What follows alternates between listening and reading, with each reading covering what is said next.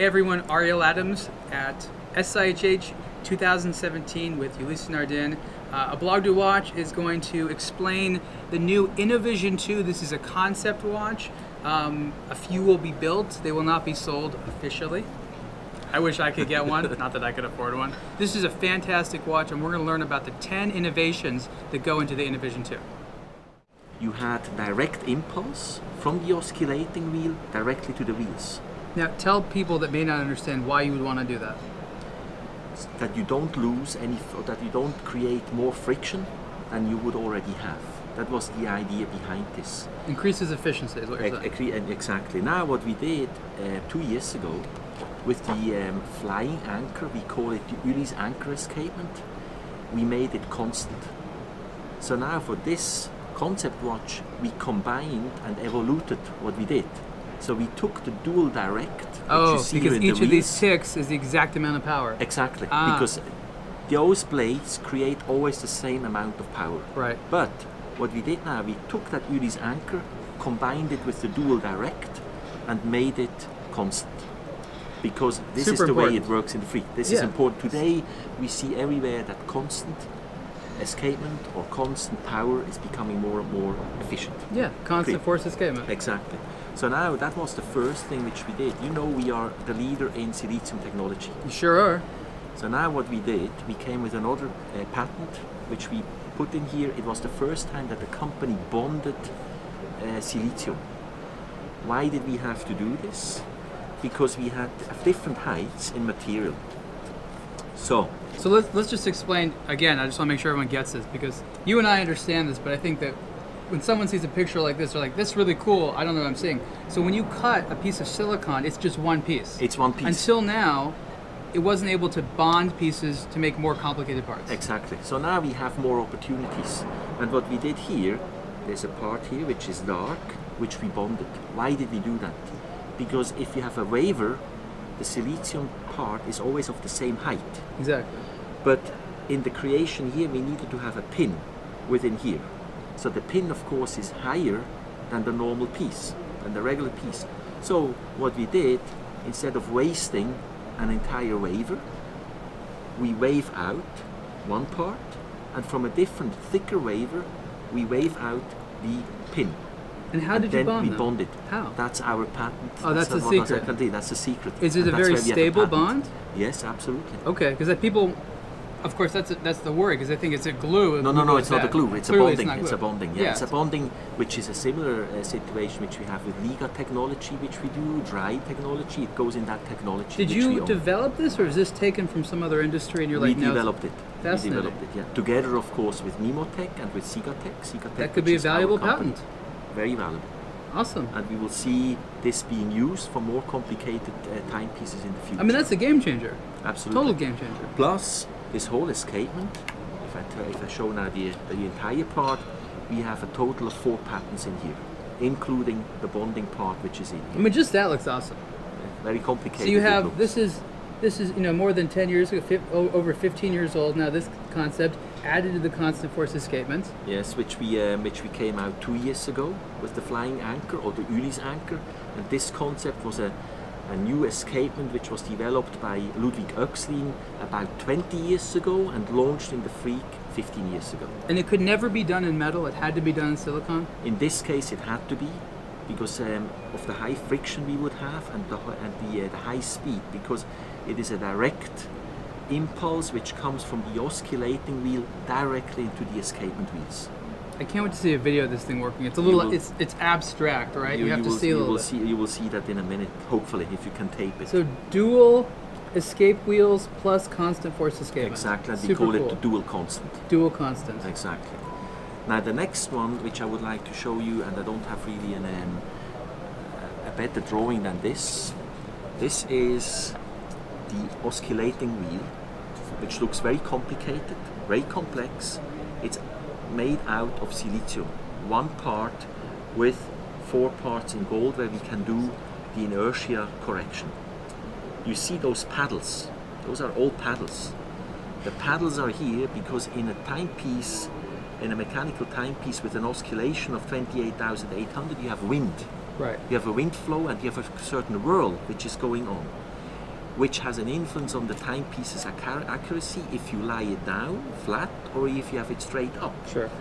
With those paddles, you can control the flow of the air to a certain extent. And you just turn them a little bit? No. They are calculated fixed. the way they are fixed.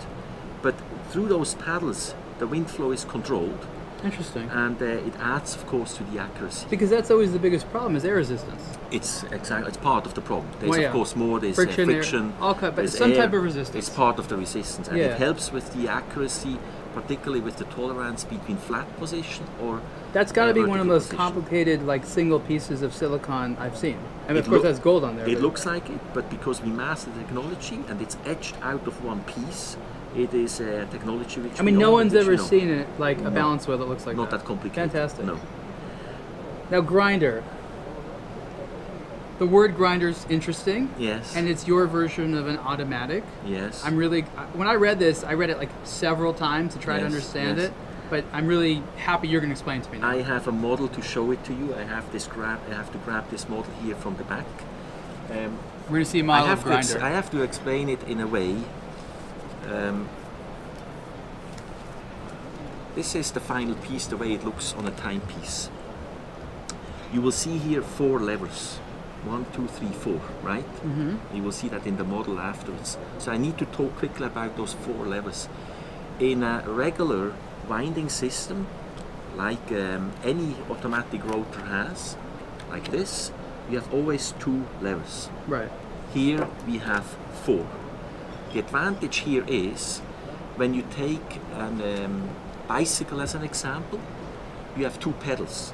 You always have an idle part, and you always have the part where you have torque. Where you Yeah. have torque, you're idle. You have torque, you have idle. Now you imagine you would have 4 legs and you would have 4 pedals. You're going to gain on torque. And that's the idea. That's the basic idea of efficiency of this winding So system. this would be underneath the weight? No, there's no weight. There's no weight? There's no weight. That is it. I'll show Okay. you here in this Oh, wow. in this example what that means. So, You came very well prepared. well, I have to because this is fun, you know. This is awesome. This is the fun. Now, I move this disc very slowly. You see, this is the winding system. If I would hand wind it, you know, in a freak you wind from the back, so you wind here the mainspring. Normally, with a rotor you have again this idle part until the rotor starts. When it swings from left to right, you have an idle part. Here, the smallest move, the big move, any move, wherever direction I go, it always winds. Oh my God, that's brilliant. You can do it yourself. No, I Whatever you do, whatever direction you go, it's always winding. The slightest move will wind it. I mean, I completely understand. So this is essentially the weight, and it's the vibration of the watch. It's the vibration of the watch, but now what we did a semi rotor which goes around here. It's hard to see here, but there's a rotor going around inside, a semi rotor going around this system, So it further and increases gives an the impulse and efficiency. further increases it. So it's not only the move, it's even the rotor which goes aside, which keeps this moving in all directions at all times. Can this be industrialized in any mass way? Well, we have it here, and it's for sure, I can tell you, my goal that we will industrialize it, and that at some stage we will see it, because it's obvious you don't have a rotor on top of it, which means we are saving space.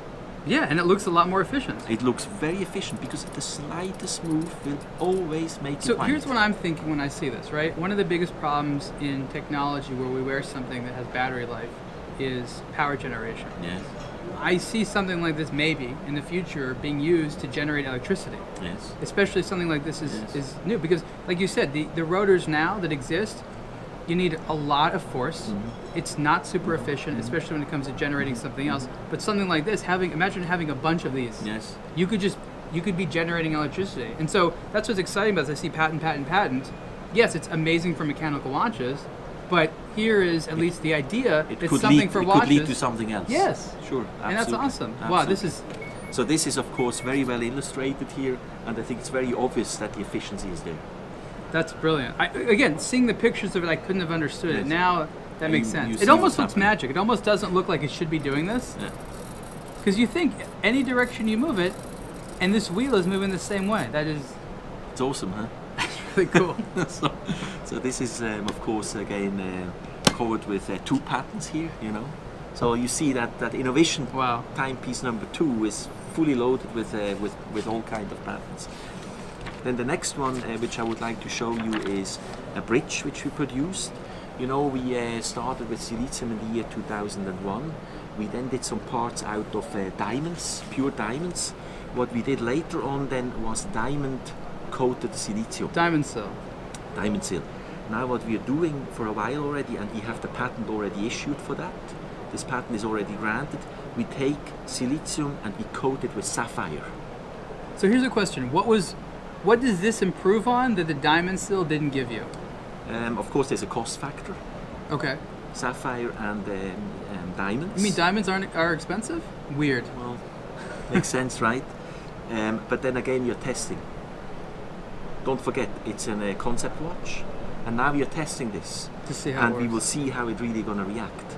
But of course, the hardness of sapphire is the same or almost the same as diamonds. Not quite, but almost, and it has a lot to do with hardness. So this could be the solution to the brittle nature of silicon that sometimes watchmakers worry about? Yes, I think it's only the watchmakers that worry about it, that have to put it together. Right. Because we don't get any parts coming back broken. Interesting. And I would like to spin something in here. You know that a couple of months ago we announced a 5-year warranty Right. on all our timepieces, and even a 10-year warranty on silicium parts.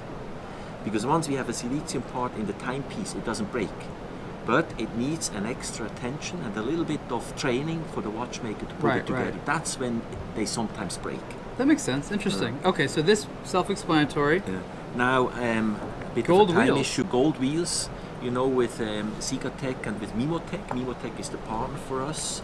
With Sigatech, they have the Liga technology, which they master. And what they did now, we're producing with them whole wheel set out of 24 karat gold. Now, And are they forged?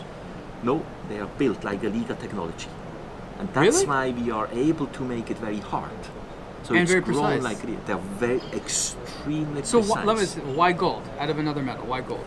It's the efficiency. It's the friction and the efficiency, which is much better than steel or much better than brass. Okay, so that's the missing part. Why That's- gold? Interesting. exactly. Not just to say there's more gold in No, the no, watch. no, no, no, no. It has And it's of course, again, it could be used in other technologies or in other industries. It's actually the fact that we can build it with Liga technology. That's really cool. So this is the question I had. Glass. Yes. Like, what kind of glass? glass. Glass glass? Real glass. Wow. Not sapphire, glass. Ulysse Nardin was always experimenting with glass.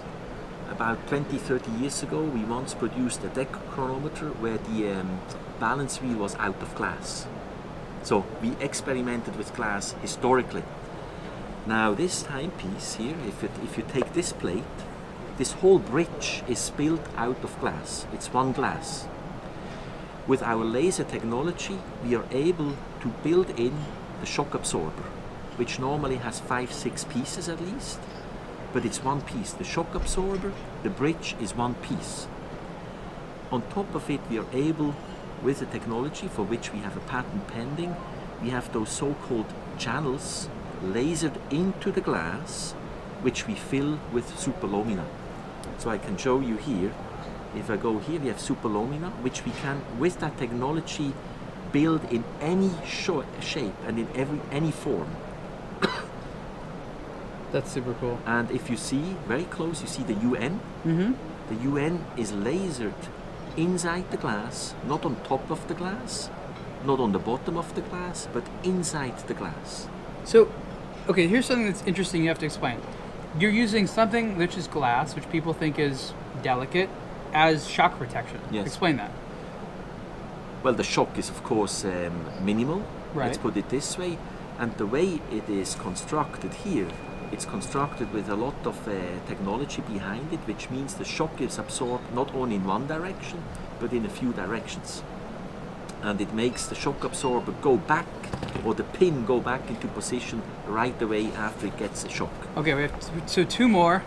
We have the display. So how does this work here? The display, if you see here, you have an 24 indication or military time if you go back, I suggest you go back.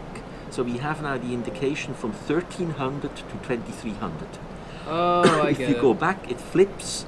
So midday, it flips from a display from 1 to 11 to a display from 13 to 23.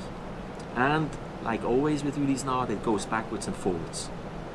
That's incredible. And for that system, not the display existed some years back in the 1960s. There was a company that had this kind of display, but not the kind of mechanism. Very clever.